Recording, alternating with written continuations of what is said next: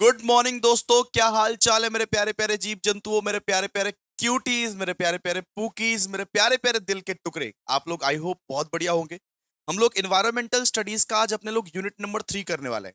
आपको पता है होशियार बच्चा कौन होगा? होशियार बच्चा वो होगा जो आज दिन में पूरा का पूरा ईएनवीएस का सारा लेक्चर देख लेगा और रात में वो इंग्लिश करेगा।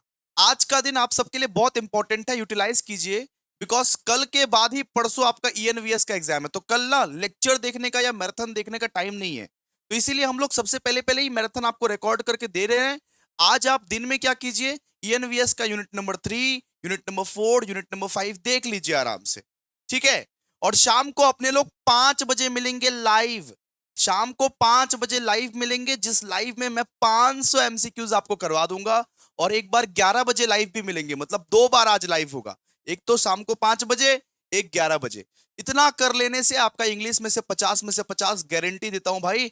एक बार लाइक करके बता दो, एक बार कमेंट करके बता दो, क्या आज आप एईसी इंग्लिश का लाइव में आना पसंद करोगे? क्या आप 5 बजे लाइव आओगे मेरे बच्चों? जल्दी बोलो। आप अभी से लेके 5 बजे तक ईएनवीएस पढ़ो और 5 बजे मेरे साथ जुड़ जाना। एईसी इंग्लिश का एमसीक्यू लाइव करेंगे, जहां पे एमसीक्यू को खेलेंगे भाई, एमसीक्यू को खेलेंगे, एमसीक्यू को पेलेंगे।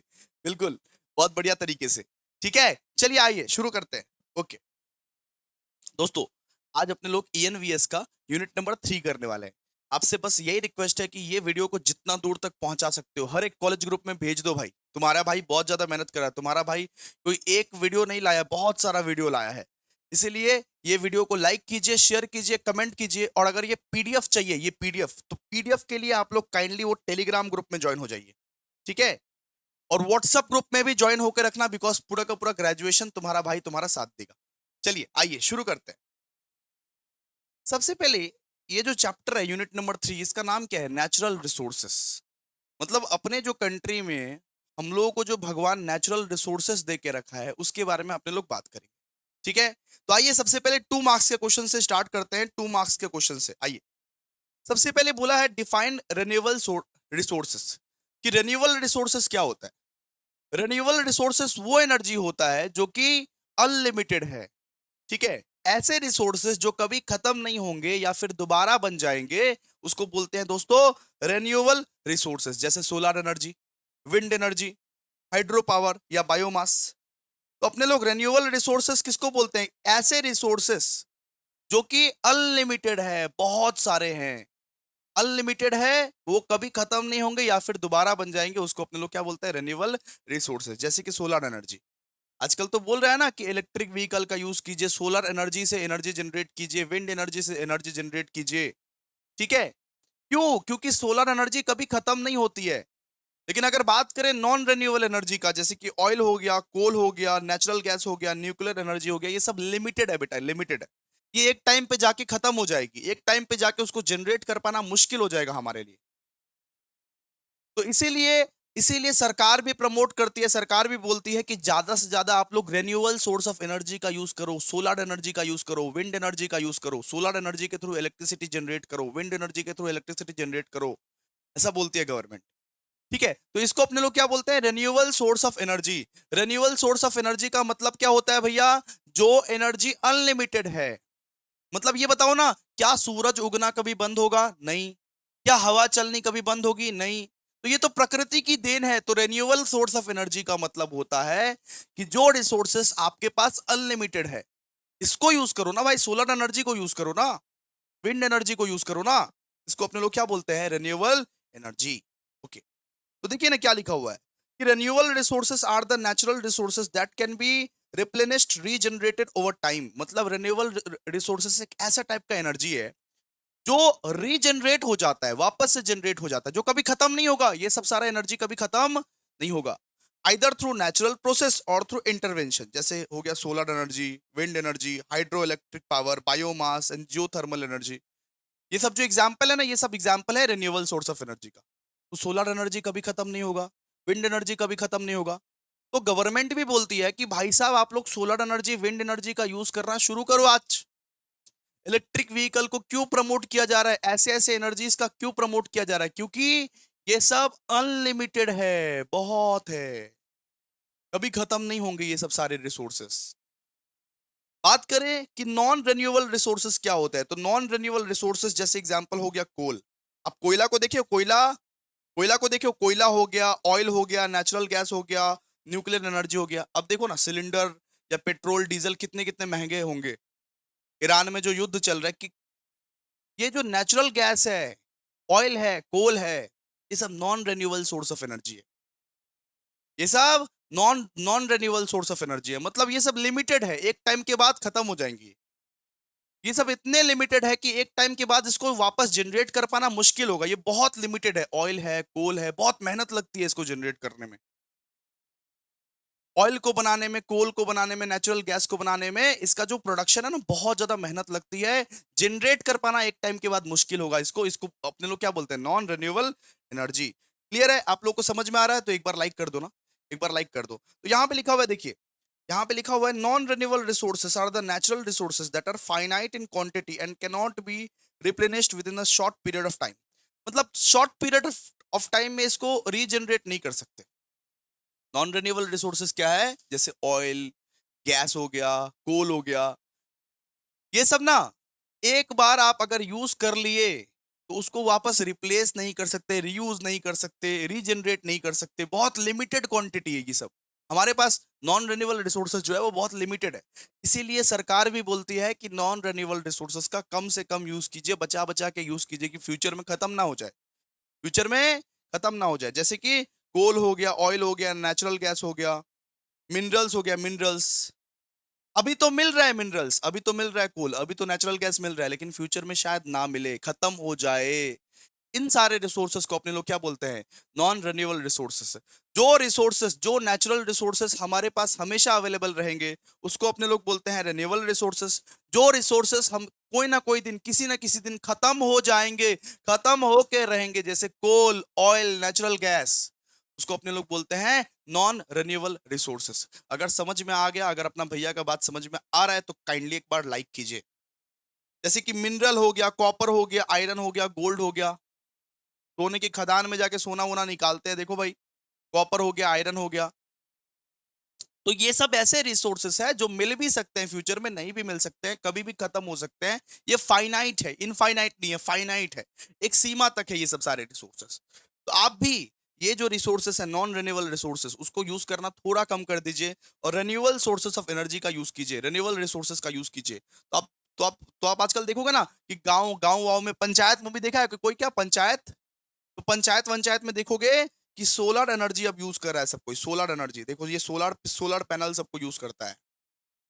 क्यों? क्योंकि वो रिन्यूएबल एनर्जी है। ठीक है, आगे आगे पढ़ते हैं। What is land degradation? Land degradation का मतलब क्या होता है? लैंड डिग्रेडेशन का मतलब जब लैंड की क्वालिटी खराब हो जाती है और आप उस पर फसल वसल नहीं कर पाते, उसको बोलते हैं लैंड डिग्रेडेशन। देखिए ना, ये लैंड का देखिए क्वालिटी कितना खराब है।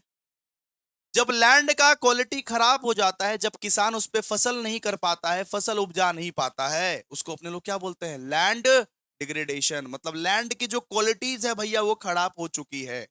किसकी वजह से? बारिश की वजह से।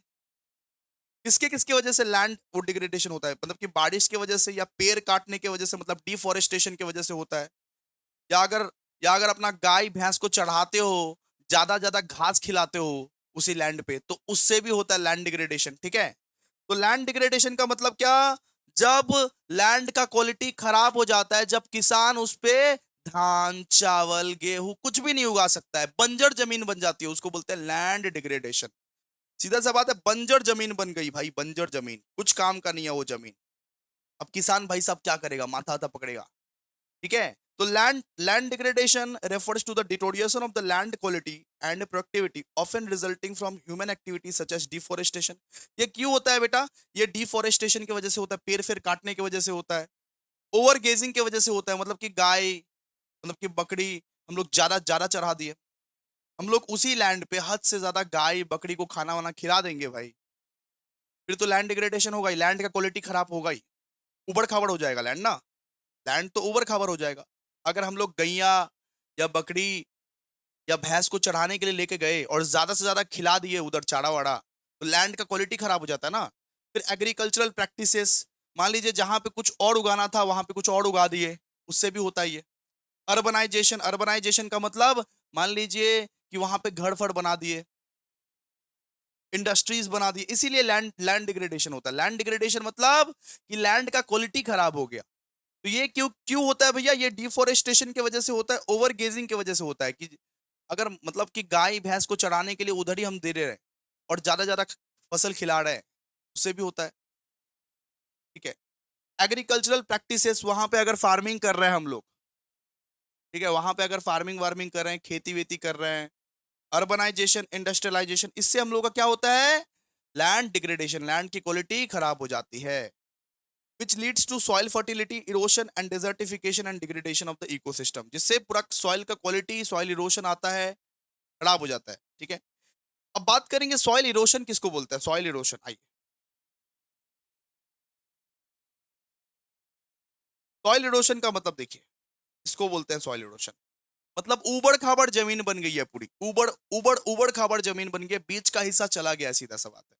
मान लीजिए कि एक बड़ा सा हवा का झोंका आया, एक तूफान आया, जो लैंड की क्वालिटी को खराब कर दिया। ठीक है। एक लैंड था, उसको एक ऊबड़ खाबड़ जमीन बना के रख दिया, उसको बोलते हैं सॉइल इरोशन। एक जोर से हवा आया, एक जोर से झोंका आया हवा का, तूफान आ गया और लैंड फट के नीचे ऐसे हो गया, उसको अपने लोग क्या बोलते हैं? Soil erosion. आइए ना, पढ़िए ना सॉइल इरोशन को। तो soil erosion is the process by which the soil particle are detached and carried away by the wind, water और अदर। मतलब एक बहुत बड़ा हवा का झोंका आया या एक बाढ़ आया, एक हवा का झोंका आया, तूफान आया और पूरा सॉइल का क्वालिटी को खराब चला गया और लैंड को खराब कर दिया। ठीक है। इट ऑकर्स नेचुरली, ये नेचुरली ऑकर होता है, ये इसमें इसमें हम लोग का कोई दोष नहीं। ठीक है। इसमें हम लोग का कोई दोस्त नहीं। लेकिन हाँ, हम लोग भी कभी कभी डिफोरेस्टेशन कर देते हैं, इम्प्रॉपर लैंड यूज कर देते हैं, इसीलिए और ज्यादा बढ़ जाता है, और ज्यादा बढ़ जाता है। सॉइल इरोशन कैसे होता है? जब ये बाढ़ आता है ना, बाढ़ आता है या बड़ा सा हवा का झोंका आता है, तूफान आता है ना, तो ऐसे ही ऊबड़ खाबड़ जमीन हो जाती है, ऐसे ही जमीन फट जाती है नीचे से, उसको अपने लोग क्या बोलते हैं? Soil erosion. ये किससे होता है? विंड से होता है बेटा, या वाटर से होता है, फ्लड से होता है। फ्लड फ्लड ब्लड जब आता है ना, बाढ़ आता है जब, उससे उससे होता है सॉइल इरोशन। ठीक है। तो सॉइल इरोशन क्या है? सॉइल इरोशन नेचुरली होता है, लेकिन कभी कभी हम लोग ना इसको बढ़ा देते हैं। ह्यूमन ना, ह्यूमन ह्यूमन क्या करता है कि सॉइल इरोशन इतना हुआ है, लेकिन इतना हम बढ़ा देंगे। कैसे? डिफोरेस्टेशन करके, इम्प्रॉपर लैंड यूज करके एक्सिलरेट कर देंगे हम उसको। ठीक है। क्लियर है? सबको समझ में आ रहा है भाई? सबको सबको समझ में आ गया रहा है? ठीक है। देखिए लिखा हुआ है, soil erosion leads to loss of fertile fertile top soil. Soil erosion की वजह से क्या होता है कि टॉप वाला लेयर जो होता है ना, लैंड का जो टॉप वाला लेयर होता है, वो फट जाता है। वो फट जाता है। आप देखिए ना, लैंड का टॉप वाला लेयर फट गया पूरा, ये वाला लेयर पूरा फट गया। ठीक है। रेड्यूस्ड सॉइल प्रोडक्टिविटी, वो जो सॉइल का प्रोडक्टिविटी था वो रिड्यूस हो गया, इन्वायरमेंटल डिग्रेडेशन आया। ठीक है। इसको बना बना के लिख दीजिएगा, आराम से बना बना के लिख दीजिएगा, कोई दिक्कत नहीं है। इसको आज लेक्चर कर लीजिए, इंग्लिश के एग्जाम के दिन पढ़ लेना, याद कर लेना, बना बना के लिख देना आप लोग। ठीक है। फिर बात करते हैं कि डिफोरेस्टेशन क्या होता है। डिफोरेस्टेशन का मतलब आप देखोगे फॉरेस्ट काटा जा रहा है, फॉरेस्ट को क्लीन किया जा रहा है, फॉरेस्ट को रिमूव किया जा रहा है। अगर जंगल काटते हो, पेड़ काटते हो, इसको अपने लोग बोलते हैं डिफोरेस्टेशन। आइए दिखाते हैं डिफोरेस्टेशन। ये देख रहे हो? ये देख रहे हो? अगर तुम पूरा का पूरा जंगल काट दोगे और वहां पे फैक्ट्रीज बनाते हो, वहां पे घर बनाते हो, वहां पे अर्बनाइजेशन करते हो, इसको बोलते हैं दोस्तों डिफोरेस्टेशन। कि हम नेचुरल हैबिटेट को काट दे रहे हैं, हम जानवरों की रहने वाली जगह को काट रहे हैं, उसको अपने लोग क्या बोलते हैं? डिफॉरेस्टेशन, मतलब पेड़ फेड़ को काटना। तो deforestation is the cleaning, removal और डिस्ट्रक्शन ऑफ द फॉरेस्ट और वुडलैंड एरिया। मतलब जब जंगल और जंगल के जैसे रिलेटेड एरियाज को हम लोग क्लीन करते हैं, रिमूव करते हैं, डिस्ट्रक्ट कर देते हैं, डिस्ट्रॉय कर देते हैं। अगर पेड़ फेड़ काट के हटा देते हैं जंगल से, जो कि एग्रीकल्चरल एक्सपांसन के लिए किया जाता है, कि हम खेती, हम इसमें खेती करेंगे। जंगल काटा क्यों जाता है? कि हम इसमें खेती करेंगे, हम इसमें ये उगाएंगे, वो उगाएंगे, हम लॉगिंग करेंगे, हम पेड़ का जो वो जो लॉग्स है वो इकट्ठा करेंगे, इसको इसको अपने लोग लॉग्स बोलते हैं, इसको इकट्ठा करेंगे ऐसे करके, इसको इकट्ठा करेंगे और इसको बेचेंगे।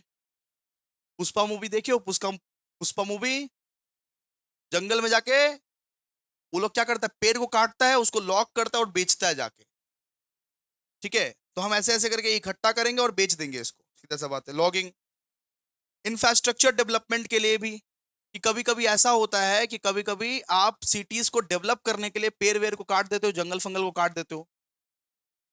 सिटी को लंदन बनाने के लिए, कोलकाता को लंदन लंदन बनाने के लिए जितना भी जंगल है उसको मान ली मतलब कि काट दिए। अर्बनाइजेशन करने के लिए, फैक्ट्रीज फैक्ट्रीज लगाने के लिए भी जंगल को काटा जाता है। तो डिफोरेस्टेशन का मतलब क्या? जंगल को काटना।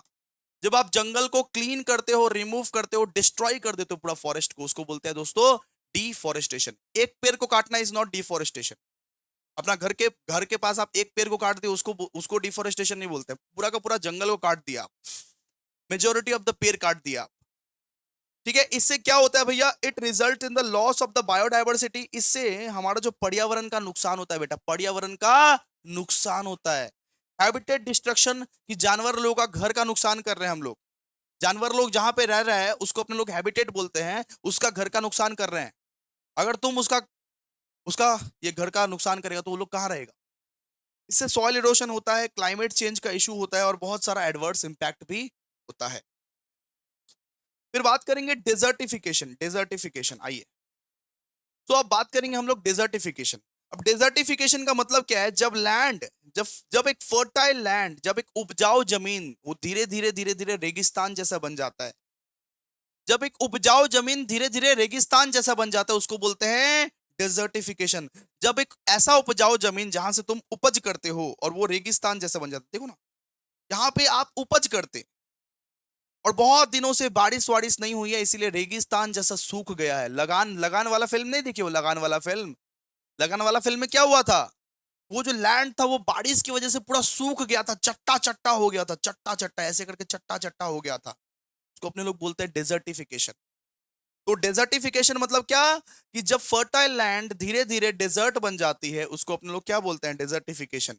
ये क्यों होती है भैया? बारिश की कमी से। कि बारिश अगर नहीं होगी, अगर आप डिफोरेस्टेशन करते हो, अगर आप गाय भैंस को ज्यादा आप चढ़ाते हो इस सब लैंड में, ठीक है, हद से ज्यादा आप खाना खिला दिए, तो क्या होता है कि एक फसल वाला जमीन ना, फसल वाला जमीन आपका डेजर्ट बन जाता है, डेजर्ट बन जाता है। अगर वो डेजर्ट बन गया तब और कुछ नहीं होगा। देख सकते हो, इसको बोलते हैं डेजर्टिफिकेशन। जिसमें आप फसल उगा सकते थे वो डेजर्ट बन गई भाई साहब। तो आइए पढ़िए इसको। तो desertification is the process of land degradation in arid, semi arid and dry dry सब ह्यूमिड एरियाज। मतलब राजस्थान वाजस्थान के साइड में ज्यादा होता है, जो एरिया बहुत ड्राई होता है ना, जहां पे बारिश वारिश कभी जिंदगी में नहीं होता है।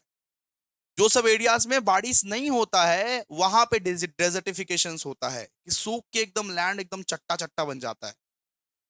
ये बारिश की कमी की वजह से होता है। एक फर्टाइल लैंड हमारा डेजर्ट बन गया।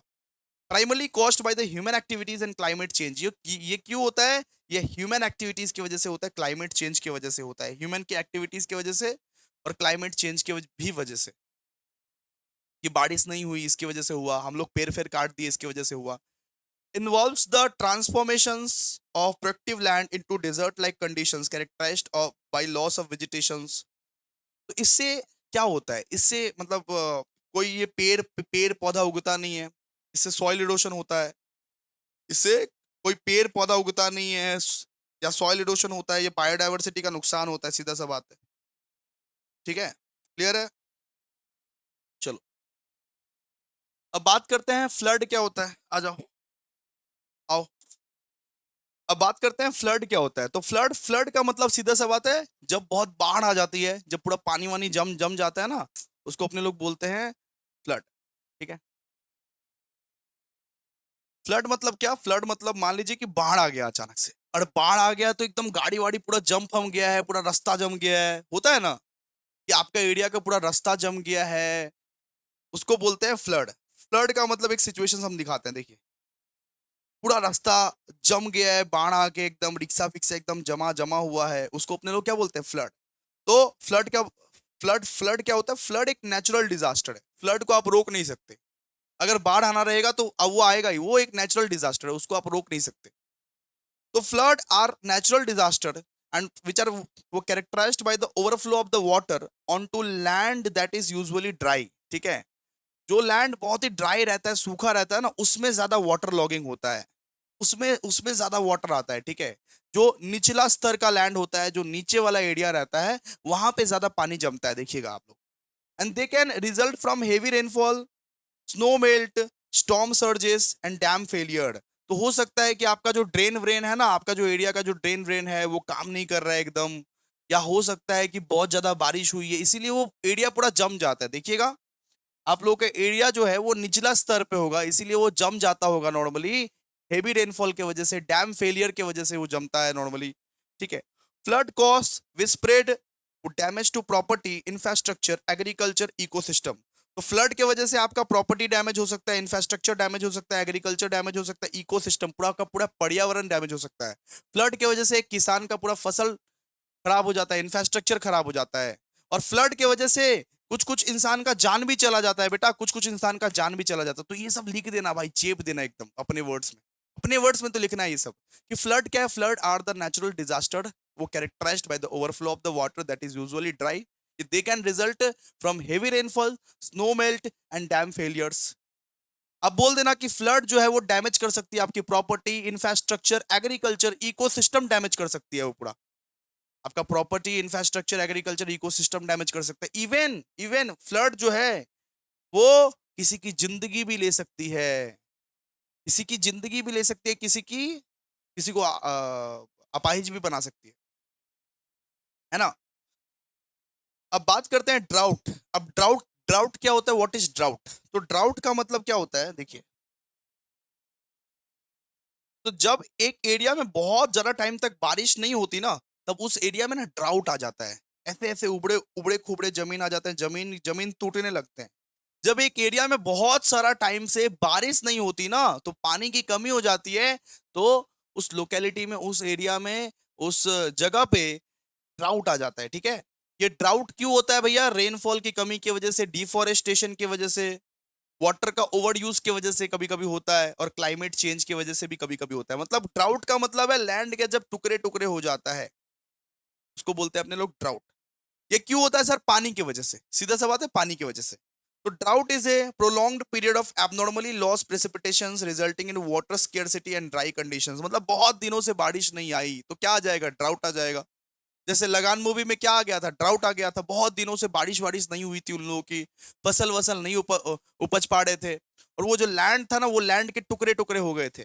It can occur due to the natural climate variability और human induce forces such as deforestation. मतलब कि ये ह्यूमन के वजह से भी होता है, ह्यूमन भी इसका जिम्मेदार है, और नेचुरली भी ये जिम्मेदार है। मतलब कि अगर बारिश नहीं होगा तो ड्राउट तो होगा ही। और ह्यूमन जिम्मेदार इसीलिए है कि ह्यूमन भैया बहुत डिफोरेस्टेशन करता है, पेड़ फेर को काटता रहता है, वाटर रिसोर्सेज का वो बहुत ओवर यूज कर लेता है। ज्यादा अगर यूज कर लोगे वाटर रिसोर्सेज का, तो कल को तुम्हारे पास वाटर बचेगी नहीं, कल को तुम्हारे पास वाटर बचेगी नहीं। और क्लाइमेट चेंज की वजह से भी होता है। तो एक एक लैंड आप देखिएगा ऐसा ऐसा हो जाता है। क्यों क्यों हो जाता है सर? ये वाटर की कमी से होता है, बारिश नहीं होती है तो एक लैंड इस तरीके से ही हो जाता है। इसको अपने लोग क्या बोलते हैं? ड्रॉट। इसको अपने लोग क्या बोलते हैं? ड्रॉट। ये ये क्यों होता है? ये ह्यूमन रिलेटेड फैक्टर्स की वजह से भी होता है, और ये नेचुरल क्लाइमेट की वजह से भी होता है। अगर मान लीजिए बारिश नहीं हुई तब तो ड्राउट आएगा ही। बहुत दिनों से, 4-5 साल से भैया बारिश नहीं हुई अच्छे से, तब तो फसल खराब होगा ही। और ये डिफोरेस्टेशन की वजह से भी होता है, over use of water resources, climate change, ये सब की वजह से भी ड्राउट आता है। ठीक है। तो पानी का शॉर्टेज, फसल खराब, और भूख और प्रॉब्लम्स, बहुत प्रॉब्लम्स है भाई। जिस जिस भी जगह पे ड्राउट आता है ना, तो वो बहुत ज्यादा प्रॉब्लम्स क्रिएट करता है। वो मतलब उस जगह पे पानी का शॉर्टेज है पूरा, मतलब पानी है ही नहीं उस जगह पे। रेगिस्तान में चले जाओ, देखो वहां का फसल पूरा खराब है, कुछ फसल उगेगा ही नहीं, लोग भूखा भूखा मरेगा। ठीक है। फिर बात करते हैं ग्रीन एनर्जी। अब ग्रीन एनर्जी का मतलब क्या होता है? ग्रीन एनर्जी का मतलब ही होता है रेन्यूएबल एनर्जी। आपको जो रेन्यूएबल एनर्जी पढ़ाए, उसी का मतलब होता है ग्रीन एनर्जी। तो ग्रीन एनर्जी मतलब वो एनर्जी, ग्रीन एनर्जी मतलब क्लीन एनर्जी जो एनवायरनमेंट को हार्म नहीं करती। ग्रीन एनर्जी मतलब वो एनर्जी जो एनवायरनमेंट को हार्म नहीं करती, जो एनवायरनमेंट को हार्म नहीं करती, जैसे solar energy, wind energy, hydro electric energy, या बायोमास, या जियो थर्मल एनर्जी। मतलब ग्रीन एनर्जी को ही आप रिन्यूएबल एनर्जी बोल सकते हो, और उसी का डेफिनेशन आप चेप सकते हो। मतलब वो एनर्जी जो रिन्यूएबल है, अनलिमिटेड है, और हार्म नहीं करती एनवायरनमेंट को, हार्म नहीं करती एनवायरनमेंट को। ठीक है। फिर बात करेंगे फॉसिल फ्यूल्स। फॉसिल फ्यूल्स किसको किसको बोलते हैं? फॉसिल फ्यूल्स मतलब वही देखो, फैक्ट्री से जो धुआं फुआं निकलता है नॉर्मली। ठीक है। पुराने प्लांट्स और एनिमल्स के बने हुए फ्यूल को अपने लोग क्या बोलते हैं? Fossil fuel. जैसे कि मान लीजिए कोल, ऑयल, नेचुरल गैस, इसको अपने लोग क्या बोलते हैं? Fossil fuel. जो लिमिटेड क्वांटिटी में है, कोल है, ऑयल है, नेचुरल गैस, इससे क्या होता है? इससे हमारा कंट्री में मतलब कि पॉपुलेशन भी होता है। फॉसिल फ्यूल का यूज करके ना क्या होता है कि हमारा कंट्री में देखिएगा बहुत ज्यादा पॉपुलेशन भी होता है। जैसे कोल, ऑयल, नेचुरल गैस को जला के ही तो फैक्ट्री वैक्ट्री में धुआं फुआं निकलता है। इसको अपने लोग क्या बोलते हैं? Fossil fuels. Fossil fuels. Fossil fuel का एग्जांपल जैसे कोल हो गया, ऑयल हो गया, नेचुरल गैस हो गया। तो fossil fuel are the hydrocarbon based energy sources that are formed from the remains of ancient plant and animals buried. fossil fuels किस तरीके से बनता है भैया? fossil fuels बहुत पुराने पुराने मतलब सैकड़ों सैकड़ों सालों पुराने एनिमल्स प्लांट्स को जला के बनते हैं। मिलियंस ऑफ ईयर, ठीक है। जो मिलियंस ऑफ ईयर्स के एनिमल्स है, मिलियंस ऑफ ईयर्स के जो प्लांट्स है, उसको जलाया जाता है। उससे जो उत्पन्न होता है उसको बोलते हैं दोस्तों फॉसिल फ्यूल्स। बहुत सारे एनिमल्स, बहुत सारे प्लांट्स को जला दिया जाता है। मिलियन ईयर्स पहले का प्लांट्स, मिलियन ईयर्स पहले का एनिमल्स, उससे जो उत्पन्न होता है उसको अपने लोग क्या बोलते हैं? Fossil fuels. जैसे कि हो गया coal, oil, natural gas are the primary source of energy for electric generation, transportation, heating. लेकिन कब तक मिलेगा हम लोगों को पुराने पुराने प्लांट्स, पुराने पुराने एनिमल्स? कभी ना कभी तो खत्म हो जाएंगे ना भाई, ठीक है। यहाँ पे दिया हुआ है कि burning fossil fuel, fossil fuel को जलाना कोई अच्छी बात नहीं है। फॉसिल फ्यूल का यूज करना कोई अच्छी बात नहीं है। फॉसिल फ्यूल का अगर यूज करते हैं तो वो कार्बन डाइऑक्साइड रिलीज करता है और other green house gases release करता है, जिससे क्लाइमेट चेंज का इश्यू आता है, एयर पोल्यूशन आता है, ठीक है। फॉसिल फ्यूल रिलीज करता है carbon carbon dioxide and other green house gases, जिससे क्या होता है? जिससे क्लाइमेट चेंज का इशू आता है, एयर पोल्यूशन का इशू आता है, ठीक है। क्लियर है? चलिए, 5 मार्क्स क्वेश्चंस। अब देखिए दिया हुआ है, what do you mean by land degradation? तो लैंड डिग्रेडेशन का मतलब क्या है? लैंड डिग्रेडेशन का सिंपल सा मतलब है कि अगर लैंड का क्वालिटी खराब हो जाएगा, अगर आप फसल नहीं कर पाओगे, अगर आप उपज नहीं कर पाओगे, लैंड का प्रोडक्टिविटी खराब हो जाएगा, उसको अपने लोग क्या बोलते हैं? Land degradation. Land degradation refers to the जब लैंड की क्वालिटी खराब हो जाती है, लैंड की प्रोडक्टिविटी खराब हो जाती है, उसको अपने लोग क्या बोलते हैं? Land degradation. अब यहाँ पे पूछा हुआ है what are the causes of land degradation, पढ़ लीजिएगा, यहाँ पे डेफिनेशन चेप दीजिएगा लैंड डिग्रेडेशन का, और कॉजेस के बारे में बात करते हैं। तो लैंड डिग्रेडेशन क्यों होता है? लैंड डिग्रेडेशन होता है डिफोरेस्टेशन की वजह से। अगर आप पेड़ फेड़ को काटोगे, पेड़ को रिमूव करोगे, तो डिफोरेस्टेशन की वजह से लैंड डिग्रेडेशन होता है कि नहीं? बताओ। Removal of trees and vegetation cover leading to the soil erosion, loss of biodiversity and habitat destruction. फिर agricultural practices, intensive farming method, improper irrigation, excessive use of fertilizers and pesticides can degrade soil quality. आजकल के farmers लोग देखोगे excessive excessive तरीके से fertilisers use करते हैं, pesticides use करते हैं, इम्प्रॉपर तरीके से इरिगेशन करते हैं, इसीलिए तो लैंड की क्वालिटी खराब होती है। आजकल आप लोग देखोगे किसान लोगों को कि वो लोग बहुत पेस्टिसाइड्स यूज करते हैं, फर्टिलाइजर्स यूज करते हैं, इम्प्रॉपर तरीके से इरिगेशन करते हैं, किसी भी तरीके से फसल उपजना चाहिए, बस किसी भी तरीके से फसल उपजना चाहिए। तो इम्प्रॉपर तरीके से इरिगेशन अगर करेगा, एक्सेसिव फर्टिलाइजर मारेगा, दे पेस्टिसाइड्स पेस्टिसाइड्स, फिर सॉइल का क्वालिटी खराब हो जाएगा। सॉइल का क्वालिटी क्या हो? खराब हो जाएगा। फिर ओवर गेजिंग की वजह से भी होता है लैंड डिग्रेडेशन, जो है ना, ओवर गेजिंग की वजह से भी होता है। कि अगर आपके पास गाय भैंस है, अगर आप उसी लैंड पे चढ़ाए जा रहे हो उसको, अगर आपके पास गाय है, भैंस है, बकरी है, उसी लैंड पे आप खिलाते हो, उसी लैंड का चारा खिलाते हो, तो वो तो सारा का सारा खा लेगा वहीं पे, लैंड का क्वालिटी तो खराब हो जाएगा। एक्सेस फीड मत कराओ उस लैंड से, किसी दूसरे वाला लैंड से फीड करवाओ। एक्सेस उसको बोलते हैं ओवर गेजिंग। कि अगर आपके पास गैया है, भैंसी है या बकरी है, तो उस लैंड पे एक्सेस आप फीडिंग करवाओगे ना उनको, एक्सेस आप चढ़ाओगे ना उस लैंड पे, तो वो क्या हो गया बेटा? वो लैंड का क्वालिटी खराब हो जाएगा, फिर सॉइल इरोशन आएगा। Excessive grazing by livestock which damages vegetations and exposes soil to erosion. फिर अर्बनाइजेशंस, अब देखोगे कि बहुत सारा गांव शहर शहर बन रहा है, बहुत सारा प्रोजेक्ट्स ले रहे हैं। अब देखोगे कितना सारा प्लॉट्स, कितना सारा जमीन, कितना सारा बिल्डिंग्स बने जा रहा है। तो जंगल फंगल को काट के ना जो बिल्डिंग फिल्डिंग बन रहा है, उससे भी लैंड डिग्रेडेशन होता है। Expansion of cities and infrastructure development leads to soil sealing, loss of fertile land and increase run off. सीधा सा बात है। इंडस्ट्रियल एक्टिविटीज की वजह से भी होता है, कितना सारा इंडस्ट्रीज अभी बन रहा है, जंगल को काट के, जो चीज जंगल था उसको काट के आप इंडस्ट्रियल एक्टिविटीज लगा रहे हो। तो इंडस्ट्रियल मतलब इंडस्ट्रीज में जो ये मतलब कि पॉल्यूशन होता है, वेस्ट डिस्पोजल होता है, इसकी वजह से भी लैंड का क्वालिटी खराब होता है। क्लाइमेट चेंज की वजह के भी वजह से होता है कि अचानक बारिश आ गई, अचानक धूप आ गई, अचानक जोर से तूफान आ गया। इसके वजह से ये क्लाइमेट चेंज जो होता है, इसके वजह से भी सॉइल इरोशन आता है, डेजर्टिफिकेशन आता है, हमारा सॉइल का क्वालिटी पूरा खराब हो जाता है और लैंड डिग्रेडेशन आता है। तो ये क्या है? ये लैंड डिग्रेडेशन है। लैंड डिग्रेडेशन मतलब लैंड की क्वालिटी खराब हो गई भाई साहब, अब इसमें फसल नहीं उपजा सकते। क्या क्या कॉजेस है भैया? तो कॉजेस है deforestation, agricultural practices, overgrazing, urbanisation, industrial activities, climate change. कि अगर पेड़ वेड़ काटते हो, काटना बंद करो। अगर फर्टिलाइजर पेस्टिसाइड्स का एक्सेसिव यूज करते हो तो लैंड का क्वालिटी तो खराब होगा ही। ओवर ओवर ग्रेजिंग करते हो, ओवर ग्रेजिंग मतलब अगर गाय भैंस को उसी लैंड पे चढ़ाते हो, खाली एक्सेसिव फीडिंग करवाते हो अगर ये गाय और भैंस को, फिर वो अच्छी बात नहीं है, वो लैंड की क्वालिटी खराब हो जाएगी। अर्बनाइजेशन मतलब इंफ्रास्ट्रक्चर डेवलप कर रहे हो, इंफ्रास्ट्रक्चर डेवलप करते करते लैंड की क्वालिटी भी खराब हो जाएगी। सिटीज विटीज बना रहे हो, एक्सपांसन मतलब जंगल फंगल काट रहे हो, सिटीज बना रहे हो, उससे लैंड की क्वालिटी भी खराब हो जाएगी।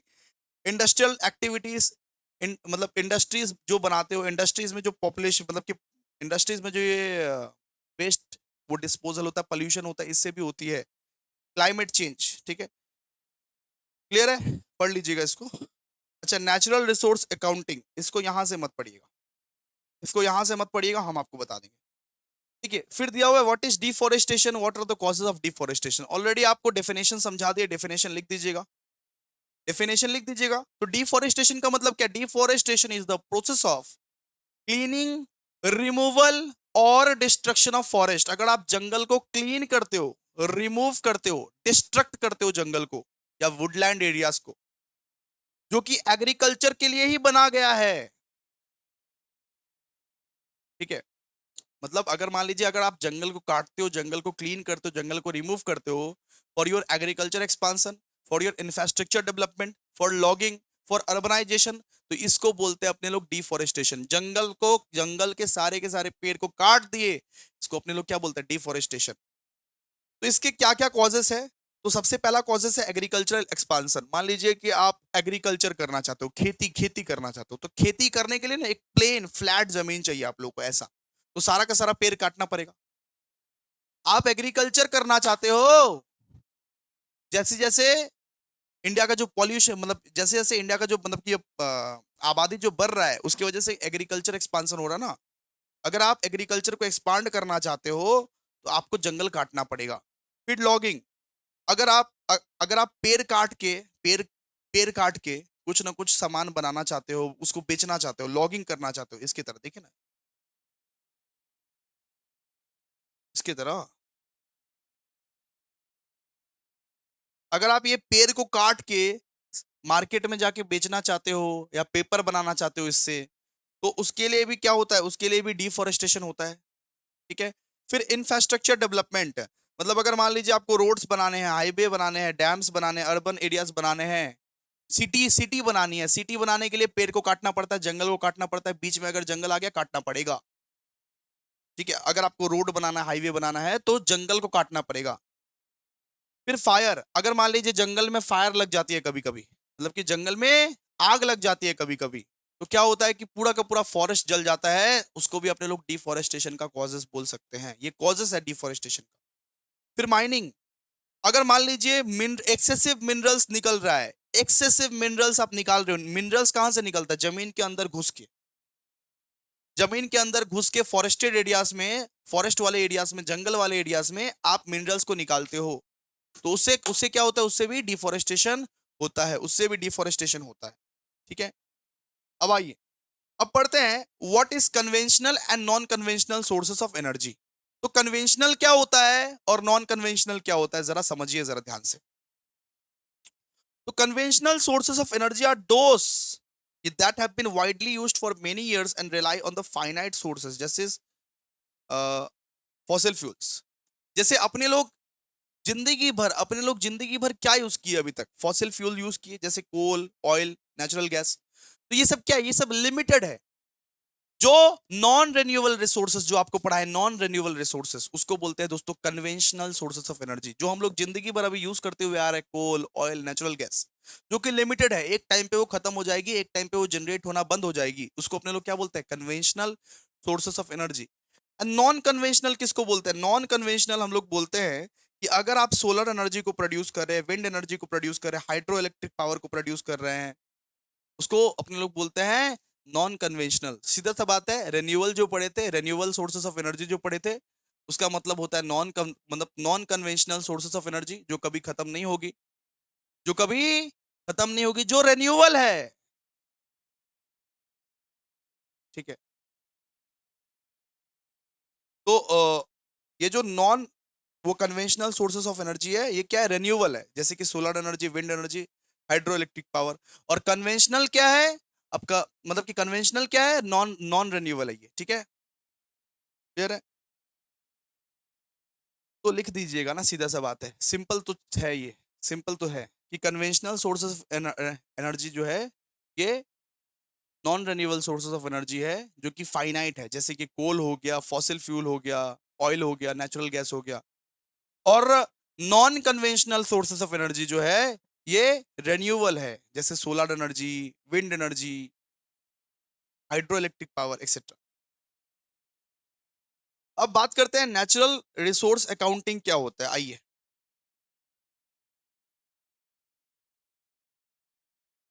सबसे पहले अकाउंटिंग का मतलब समझते हैं। अकाउंटिंग का मतलब क्या होता है? तो अकाउंटिंग का मतलब होता है हिसाब किताब।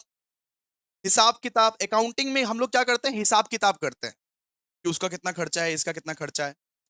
तो नेचुरल रिसोर्सेस अकाउंटिंग का मतलब, जब आप नेचुरल रिसोर्सेस का हिसाब किताब लगाते हो कि इस जंगल में कितने पेड़ हैं, कितने पौधे हैं, कितने एनिमल्स हैं, जब उसका हिसाब लगाया जाता है, जब पूरा का पूरा नेशनल रिसोर्स, जब पूरा का पूरा ये नेचुरल रिसोर्सेस का अकाउंटिंग किया जाता है, उसको अपने लोग क्या बोलते हैं? उसको अपने लोग बोलते हैं natural resources accounting. Natural resources accounting. तो natural resources accounting refers to a systematic method of measuring and recording the availability, use, depletion and conservation of the natural resources. तो सीधा सा बात है, अगर आप नेचुरल रिसोर्सेस का हिसाब लगाते हो कि कितना नेचुरल रिसोर्सेस हमारे पास बचा हुआ है, कितना नेचुरल रिसोर्सेस खत्म हो चुका है, कितना नेचुरल रिसोर्सेस हम लोग यूज कर रहे हैं, वो सब का अगर आप हिसाब लगाते हो फ्यूचर जनरेशंस के लिए, उसको बोलते हैं दोस्तों नेचुरल रिसोर्सेस अकाउंटिंग। कि हमारे पास कितना नेचुरल रिसोर्सेस अवेलेबल है, हम लोगों ने उसका कितना यूज कर लिया, और कितना ऑलरेडी यूज हो चुका है, मतलब डिप्लेशन का मतलब कितना ऑलरेडी यूज हो चुका है, और कितना आप उसको मतलब कि कंजर्व किए हो, कितना बचा के रखे हो नेचुरल रिसोर्सेस, मतलब नेचुरल रिसोर्सेस कितना अवेलेबल है हमारे पास, उसका हिसाब अगर लगाते हो तो बोलते हैं अपने लोग नेचुरल रिसोर्स अकाउंटिंग। ये बहुत जरूरी है आपके कंट्री के लिए, हम लोगों के लिए बहुत ज्यादा जरूरी है। पता तो चले भाई कितना नेचुरल रिसोर्सेस हमारे पास है, हमारे कितने फॉरेस्ट है, वाटर है, मिनरल्स है, सॉइल है, बायोडाइवर्सिटी है, पता तो चले कितना सारा नेचुरल रिसोर्सेस अभी बचा हुआ है, कि उसके हिसाब से हम लोग तैयारी शुरू कर दे। इसी से तो आप लोगों को पता चला है कि हमारा जो नेचुरल रिसोर्सेस है वो कम हो रहा है धीरे धीरे। तो अब आप रेन्यूएबल सोर्सेस ऑफ एनर्जी का यूज कीजिए, इसी से तो पता चला ना। तो नेचुरल रिसोर्सेस अकाउंटिंग का मतलब ये पता करना कि हमारे कंट्री में कितना नेचुरल रिसोर्सेस अवेलेबल है, कितना हम लोग यूज कर लिए हैं, कितना हम लोग यूज कर चुके हैं। ठीक है, तो natural resources accounting refers to a systematic method of measuring and recording the availability, use, depletion and conservation of natural resources. ठीक है, क्लियर है? ओके, फिर क्या दिया हुआ देखिए। It evaluates resources, resources such as forest, water, mineral, soil, biodiversity. ये बताता है कि कितना कितना जंगल हमारे पास है, कितना वाटर है, कितना मिनरल है, कितना सॉइल है, कितना बायोडाइवर्सिटी है, कितना फॉसिल फ्यूल्स है हमारे पास। And estimates how human activities affect them, और ये भी बताता है कि किस तरीके से ह्यूमन एक्टिविटी ये सारे नेचुरल रिसोर्सेस को अफेक्ट करता है, किस तरीके से आप ये नेचुरल रिसोर्सेस को वेस्ट कर रहे हो, ये भी आपको बताता है। And the accounting helps government understand whether the economic growth is sustainable or achieved at the cost of environmental degradation. तो इससे सरकार को पता चलता है क्या सही में environment में कुछ growth हो रहा है कि नहीं हो रहा है, या environment का degradation हो रहा है। इससे सरकार को पता चलती है कि environment में क्या कुछ growth है या environment का degradation हो रहा है। तो सीधा सा बात है, नेचुरल रिसोर्स अकाउंटिंग का मतलब क्या होता है? नेचुरल रिसोर्स अकाउंटिंग का मतलब होता है कि अपना कंट्री में, अपना देश में कितना नेचुरल रिसोर्स है उसका अवेलेबिलिटी चेक करना, कितना है नेचुरल रिसोर्सेस, कितने फॉरेस्ट, कितने वाटर, कितने मिनरल्स, कितने सॉइल, कितने बायोडाइवर्सिटी, कितना है नेचुरल रिसोर्सेस, उसका अकाउंटिंग करना। उसको आप कितना आप यूज कर रहे हो, कितना आपने यूज कर लिया, उसको बोलते हैं डिप्लेशन। कितना यूज कर लिया ऑलरेडी आपने, कितना यूज हो चुका है, और कितना नेचुरल रिसोर्सेस को आप कंजर्व करके रखे हो, बचा के रखे हो, उसका पता अगर आप लगाते हो, उस अकाउंटिंग करते हो, उसको बोलते हैं दोस्तों नेचुरल रिसोर्स अकाउंटिंग। और ये हमारे कंट्री के लिए बहुत ज्यादा इंपॉर्टेंट है। ये हमारे कंट्री के लिए इसलिए भी इंपॉर्टेंट है कि आज पता करके रखेंगे कितना नेचुरल रिसोर्सेस बाकी है, तभी तो कल के जनरेशन के लिए हम सिक्योर करके रखेंगे रिसोर्सेस को, बचा के रखेंगे रिसोर्सेस को, सस्टेनेबल डेवलपमेंट कर पाएंगे कल के रिसोर्सेस, कल के फ्यूचर जनरेशन के लिए। ठीक है। तो सीधा सा बात है कि अपने देश में अगर आप गिनते हो कि कितने फॉरेस्ट है, कहाँ कहाँ वाटर है, कितने कितना क्वांटिटी ऑफ वाटर है, मिनरल है, सॉइल है, बायोडाइवर्सिटी है, उसको बोलते हैं नेचुरल रिसोर्सेस अकाउंटिंग। इससे हम लोगों को, गवर्नमेंट को भी बहुत ज्यादा फायदा पहुंचता है। फिर बात करेंगे अफॉरेस्टेशन और डिफॉरेस्टेशन। तो अफॉरेस्टेशन का मतलब क्या है कि पेड़ लगाओ, और डिफॉरेस्टेशन का मतलब पेड़ काटो। ठीक है। अफॉरेस्टेशन का मतलब क्या है कि अगर आप पेड़ को उपजाते हो, पेड़ को लगाते हो, तो उसको बोलते हैं अफॉरेस्टेशन। और डिफॉरेस्टेशन का मतलब क्या है? पेड़ को काटो। ठीक है। इसको बना बना के लिखना, पांच पांच point, 5 point. Meaning, afforestation means planting trees on barren and non forest areas to create a new forest area. मतलब अगर आप अपने घर के साइड में या कहीं पे भी कोई भी नॉन फॉरेस्ट एरिया है जो जंगल नहीं है, नॉन फॉरेस्ट एरिया में अगर आप पेड़ को उपजाते हो कि वो फॉरेस्ट एरिया में कन्वर्ट हो जाए, इसको अपने लोग बोलते हैं अफॉरेस्टेशन। लेकिन डिफॉरेस्टेशन मतलब पेड़ को काट कर देते हो, पेड़ को काट देते हो पूरा। डिफॉरेस्टेशन मींस कटिंग डाउन और क्लियरिंग एग्जिस्टिंग फॉरेस्ट परमानेंटली। बोलते भी है ना कि अगर आप एक पेड़ को काटते हो तो 100 पेड़ लगाओ उसके बदले में। मुझे पता है कि पेड़ काटना इंपॉर्टेंट है, एक पेड़ को काटो लेकिन उसके बदले में 100 पेड़ लगाओ। तो डिफॉरेस्टेशन का मतलब क्या है? कि पेड़ काटना। अफॉरेस्टेशन का मतलब क्या है? पेड़ लगाना। ठीक है। तो इसका इसका मतलब पर्पस क्या है? अफॉरेस्टेशन का पर्पस क्या है? तो done to increase forest cover and improve environmental conditions. Afforestation इसीलिए किया जाता है कि फॉरेस्ट बढ़ जाए भाई, जंगल सब और बढ़े। जंगल बढ़ेगा तभी तो हम लोग जी पाएंगे, सांस वांस ले पाएंगे। और डिफॉरेस्टेशन क्यों किया जाता है? डिफॉरेस्टेशन किया जाता है एग्रीकल्चर के लिए, खेती खेती के लिए, अर्बनाइजेशन के लिए। हम मॉडर्न मॉडर्न बन चुके हैं, हम हमको सिटी चाहिए, सिटी। सिटी तो থাকবো बाबा, আমি सिटी तो থাকবো, सिटीতে माइनिंग इंडस्ट्री एक्सेट्रा। ठीक है। इसका इन्वायरमेंटल इम्पैक्ट क्या है? अफॉरेस्टेशन का इन्वायरमेंटल इम्पैक्ट क्या है? Helps protect the environment and restore ecological balance. ठीक है, ये इन्वायरमेंट को प्रोटेक्ट करने में हेल्प करता है। और कॉस, यहां पे देखिए, cos environmental degradation and ecological imbalance. Deforestation जो है वो इन्वायरमेंट को डिग्रेड कर देता है, क्वालिटी को खराब कर देता है environment. Effect on climate, reduces carbon dioxide and helps control global warming. अगर अफॉरेस्टेशन करोगे, अगर पेड़ फेर लगाओगे, तो वो कार्बन डाइऑक्साइड गैसेस को रिड्यूस करता है, ग्लोबल वार्मिंग उससे नहीं होती है। उससे कार्बन डाइऑक्साइड गैसेस जो है वो रिड्यूस होता है, ग्लोबल वार्मिंग नहीं होती है। और ये उल्टा करता है, उल्टा। अगर आप पेड़ को काटोगे तो इससे क्या होता है कि कार्बन डाइऑक्साइड गैसेस जो है, लेवल्स जो है वो इंक्रीज होती है, और ग्लोबल वार्मिंग आती है भाई। And contribute to climate change. Climate change होती है अचानक अचानक, मतलब अचानक अचानक बारिश हो गई, अचानक अचानक विंड हो गया, अचानक अचानक फिर वो, वो गर्मी हो गई। ठीक है। फिर देखो इफेक्ट ऑन ये बायोडाइवर्सिटी।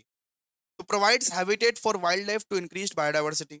अफॉरेस्टेशन जो है, अफॉरेस्टेशन जो है वो एक हैबिटेट बना देता है वाइल्ड लाइफ के लिए, टू इंक्रीज बायोडाइवर्सिटी। और डिफॉरेस्टेशन, डिफॉरेस्टेशन एनिमल्स का घर छीन लेते हैं, एनिमल्स का घर छीन लेते हैं। अरे हैबिटेट का मतलब क्या हो गया? हैबिटेट का मतलब है एनिमल का घर। अगर आप पेड़ फेर को काट दोगे तो एनिमल कहाँ पे रहेंगे? अगर आप पेड़ लगाओगे तो एनिमल वहीं पे रहेंगे। तो अगर आप पेड़ लगाते हो तो एनिमल का आप घर बना रहे हो, अगर पेड़ काटते हो तो एनिमल का घर आप उनसे छीन रहे हो घर। ठीक है। फिर सॉइल सॉइल कंडीशन, एफोरेस्टेशन से सॉइल का कंडीशन जो है वो इंप्रूव होता है, prevent soil erosion and improve soil fertility. और फिर डिफोरेस्टेशन से causes soil erosion and decreases productivity. ठीक है, इतना आप पढ़ लीजिएगा हो जाएगा, इतना पढ़ लीजिएगा हो जाएगा आपका। बात करते हैं अभी विंड एनर्जी क्या होता है, बात करते हैं अभी विंड एनर्जी क्या होता है।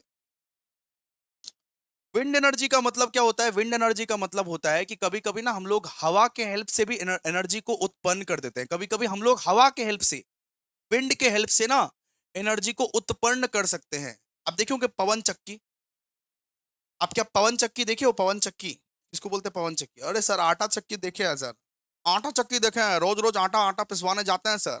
हम पवन चक्की तो नहीं देखे। देखो ये है, इसको इसको अपने लोग बोलते हैं पवन चक्की। इसको आप कोस्टल एरियाज में ज्यादा देखोगे, या सी सी वाले एरिया में, समुद्र वाले एरिया में ज्यादा देखोगे। ये आपका ना इलेक्ट्रिसिटी प्रोड्यूस करता है। Wind energy is use to generate electricity. Wind energy जैसे कि सोलर एनर्जी की वजह से इलेक्ट्रिसिटी जनरेट होता है, वैसे ही विंड एनर्जी की वजह से भी इलेक्ट्रिसिटी जनरेट होता है। ठीक है, तो ये सब क्या नेचुरल रिसोर्सेस है, नेचुरल, ये सब रेन्यूएबल सोर्सेस ऑफ एनर्जी है ये सब। ठीक है?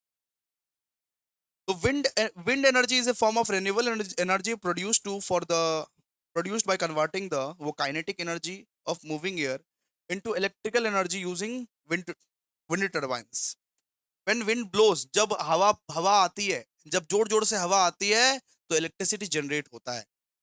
विंड एनर्जी का मतलब जब जोर से हवा आती है तो इलेक्ट्रिसिटी अपने आप ही मतलब कि जनरेट होता है। When wind blows it rotates, वो टरबाइन ब्लेड्स, मतलब वो जो ब्लेड्स है वो घूमती है। ये जो ब्लेड्स है, जब मान लीजिए हवा आई, ये ब्लेड्स ऐसे ऐसे ऐसे ऐसे करके घुमा और घूम के पूरा इलेक्ट्रिसिटी जनरेट किया। ठीक है, ये जो ब्लेड्स है ना, ये ब्लेड्स घूमा, विंड जब आई, हवा जब आई तो ये ब्लेड घूमा और घूम के इलेक्ट्रिसिटी जनरेट किया। फॉसिल फ्यूल का यहाँ पे रिक्वायरमेंट नहीं पड़ता। इसको बोलते हैं दोस्तों विंड एनर्जी। इसको अपने लोग पवन चक्की भी बोलते हैं, पवन चक्की। ये कोस्टल एरियाज में ज्यादा रहता है। Wind energy is clean, wind energy बहुत क्लीन है, रेन्यूएबल है, इन्वायरमेंटल फ्रेंडली है, because it does not produce air air pollution. इससे एयर पोल्यूशन नहीं आता है, इससे एयर पोल्यूशन नहीं आता है। It plays an it plays an important role in reducing dependence on non renewable energy sources. ठीक है, इससे एयर पोल्यूशन नहीं आता है। ठीक है, फिर यहाँ पे बोला गया best suited site for harnessing wind energy, कि कहाँ कहाँ विंड एनर्जी काम करेगा, कौन कौन सा जगह विंड एनर्जी काम करेगा। जहां पे विंड आएगा वहां पे, जहां पे हवा का झोंका आएगा वहां पे विंड एनर्जी काम करेगा। ये जो विंड एनर्जी है भैया, जो आप सिखाए हैं विंड विंड एनर्जी की, विंड के वजह से भी आप इलेक्ट्रिसिटी जनरेट कर सकते हो। कहाँ कहाँ आएगा? तो जहां पे हवा का झोंका आता है वहां पे। ठीक है, तो वो सब सारे एरियाज में जहां पे बहुत ज्यादा हवा आते हैं, जैसे कि मान लीजिए coastal coastal regions, open plains, hill tops, एकदम पहाड़ वहाड़ के ऊपर में, माउंटेन पासेस, डेजर्ट्स, तो यहाँ यहाँ ना विंड एनर्जी ज्यादा उत्पन्न होती है। तो यहाँ आप देखिएगा कि पवन चक्की लगी हुई है, विंड एनर्जी का जनरेशन हो रहा है और इलेक्ट्रिसिटी जनरेट करता है विंड एनर्जी। ठीक है, तो कोस्टल रीजन्स में, हिल टॉप्स में, माउंटेन पासेस में, डेजर्ट्स में आप देखिएगा नॉर्मली ये विंड एनर्जी का ज्यादा यूज होता है। लिमिटेशंस क्या है इसका? One limitations of wind energy is that वो dependence on the wind availability. तो विंड विंड एनर्जी का सबसे बड़ा लिमिटेशंस यही है कि हवा पे निर्भर करता है भाई। हवा आएगा तभी तुम इलेक्ट्रिसिटी जनरेट कर सकते हो, वरना नहीं। हवा आएगा तभी तुम इलेक्ट्रिसिटी जनरेट कर सकते हो। Electricity generations become irregular when wind speed is low. Another disadvantage is the high initial cost. मतलब इसका जो खर्चा है ना विंड एनर्जी का, वो बहुत ज्यादा है। इनिशियल खर्चा है ना, इनिशियल खर्चा बहुत ज्यादा है। ये पवन चक्की लगाने में कितना ज्यादा खर्चा लग जाता है भाई। ये पवन चक्की लगेगा, हवा आएगी, फिर जाके ऐसे घूमेगा, घूम के इलेक्ट्रिसिटी जनरेट करेगा। इन सब में बहुत खर्चा है, बहुत खर्चा है भाई। ठीक है, ठीक है, इसको अपने लोग क्या बोलते हैं? Wind energy. चलो ठीक है, हो गया। नेक्स्ट, तो विंड एनर्जी वो कहाँ कहाँ काम करती है? विंड एनर्जी कोस्टल एरियाज में, मतलब समुंदर के पास, समुंदर के पास वो काम करेगी, क्योंकि हवा समुद्र के पास ही तो ज्यादा हवा आता है, ओपन प्लेन्स पे या हिल टॉप्स पे, माउंटेन्स के एकदम टॉप वाले एरिया पे, ठीक है। फिर डेजर्ट वाला एरिया पे, ऑफ एयर पे, जहां पे हवा बहुत ज्यादा तेज आती है। आप देखोगे डेजर्ट वाला एरिया में बहुत ज्यादा हवा आती है, तो जहां हवा बहुत तेज आती है वहां पे ये विंड एनर्जी काम करेगा, सीधा सा बात है, ठीक है।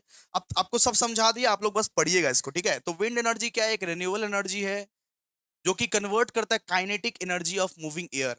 मतलब जैसे जैसे वो चक्की घूमता है ना, जैसे जैसे वो पवन पवन पवन चक्की घूमता है ना, घूम के इलेक्ट्रिसिटी वो जनरेट करता है, एनर्जी जनरेट करता है।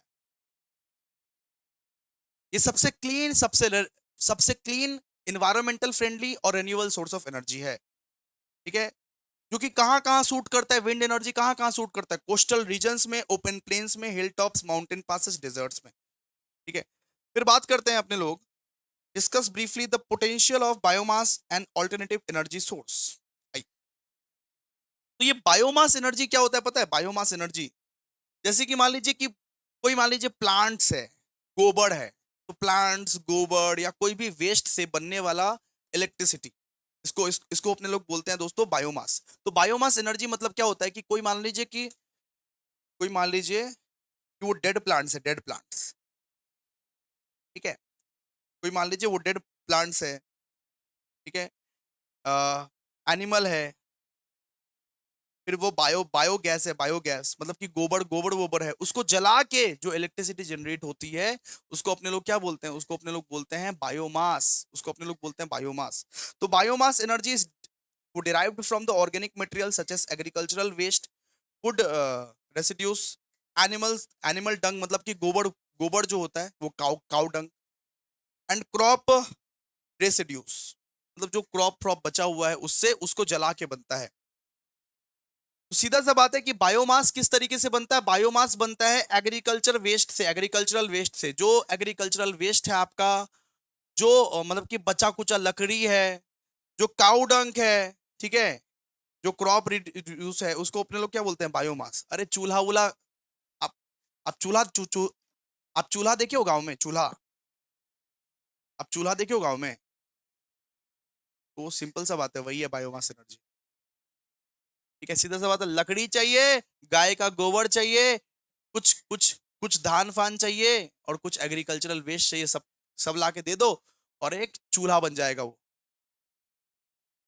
ठीक है। उससे भी आप एनर्जी जनरेट कर सकते हो, उससे भी आप एनर्जी जनरेट कर सकते हो। ये एक रेन्यूएबल सोर्स का एनर्जी है, रेन्यूएबल एनर्जी है, because plants and organic material can be generated naturally, ठीक है। It is used in rural areas for cooking, heating, electricity generation. मतलब कुकिंग के लिए, हीटिंग के लिए, इलेक्ट्रिसिटी जनरेशन के लिए इसको यूज किया जाता है। सीधा सा बात है, बायोमास का मतलब क्या है? चूल्हा। अरे गांव में जो चूल्हा आप देखते हो कि लकड़ी डाल दिए उसमें, गाय का गोबर डाल दिए, और बहुत सारा चीज एग्रीकल्चरल वेस्ट डाल दिए, उससे कुकिंग हो पाता है, ठीक है। गैस की असुविधा तो भैया यहाँ है, वहां पे नहीं है। फिर बात करेंगे डेजर्टिफिकेशन किसको बोलते हैं? डेजर्टिफिकेशन ऑलरेडी आप लोगों को समझा दिए कि जब जब एग्रीकल्चरल लैंड जो है, जब फसल वाला लैंड जो है वो डेजर्ट में कन्वर्ट हो जाती है, उसको अपने लोग बोलते हैं डेजर्टिफिकेशन। वहां से पढ़ लेना आप लोग, वहां से ऑलरेडी बता दिया डेजर्टिफिकेशन, ठीक है। ओटीईसी क्या होता है भैया? ओटीईसी, ओटीईसी का मतलब क्या होता है? देखो, एक एक समुंदर में, एक समुंदर में एक ठंडा पानी भी होता है और एक गर्म पानी भी होता है, ठीक है। तो समुंदर में वो ठंडा पानी और गर्म पानी का जो डिफरेंस है, उससे जब इलेक्ट्रिसिटी आप बनाते हो, उसको बोलते हैं ओशन थर्मल एनर्जी कन्वर्जन। मतलब कि समंदर में जो ठंडा और गर्म पानी का जो डिफरेंस है, डिफरेंस, वो ठंडा और गर्म पानी का जो डिफरेंस है, उससे जो आप एनर्जी प्रोड्यूस करते हो, उससे जो आप एनर्जी प्रोड्यूस करते हो, उसको बोलते हैं ओटीईसी। ओटीईसी का मतलब ओशन थर्मल एनर्जी कन्वर्जन, ठीक है। तो ओशन, वो thermal energy conversion is a renewable energy technology that generates electricity using the temperature difference between warm surface water and cold deep water. मतलब आप जाओगे समुद्र में आप देखोगे कि कुछ कुछ हिस्सों में, मतलब कि गरम गरम पानी भी है, कुछ कुछ हिस्सों में ठंडे पानी भी है। तो गरम और ठंडे पानी का डिफरेंस से, वो जो डिफरेंस है, उस डिफरेंस से अगर आप इलेक्ट्रिसिटी जनरेट करते हो, उसको बोलते हैं, सीधा सा बात है, ओटीईसी। ओटीईसी, ठीक है। ये ट्रॉपिकल ओशियन रीजन्स में ये पाया जाता है, ठीक है।